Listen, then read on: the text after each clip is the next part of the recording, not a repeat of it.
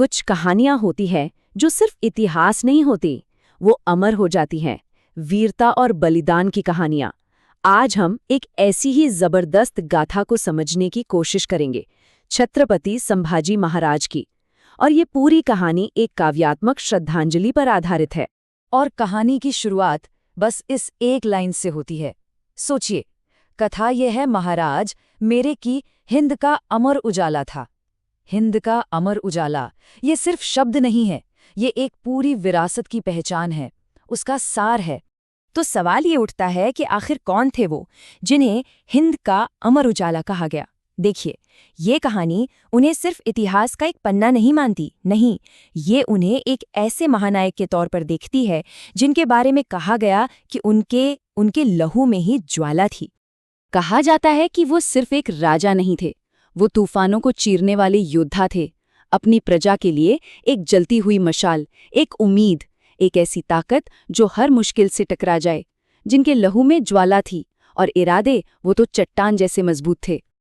मगर तूफानों को चीरने वाले इस योद्धा की कहानी सिर्फ रणभूमि मतलब बैटलफील्ड तक ही नहीं है, एक शासक के तौर पर भी उनका कौशल कमाल का था। जरा इस नंबर पर नजर डालिए, 120, 120।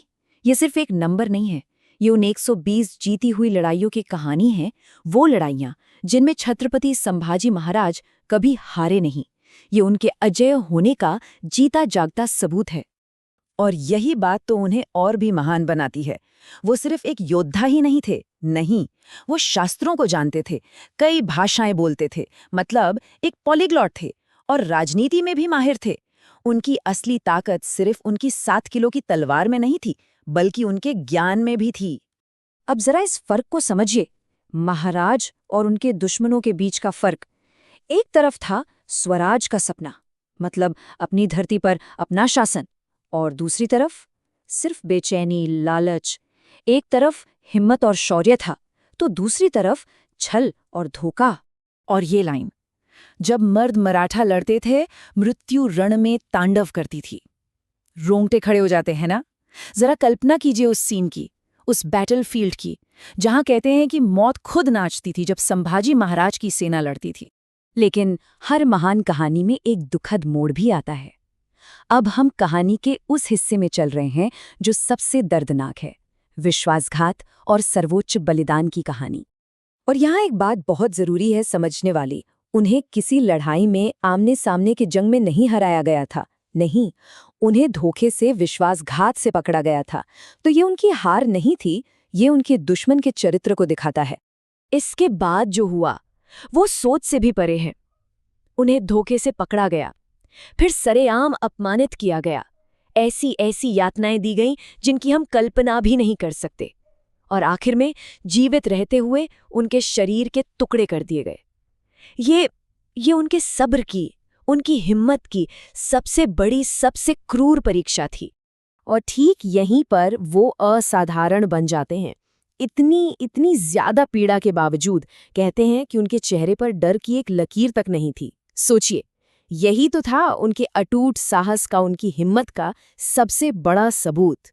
और उस हालत में उन्होंने जो कहा वो अमर हो गया। धन से बढ़कर है धर्म सदा, झुकने से गहरा घाव नहीं।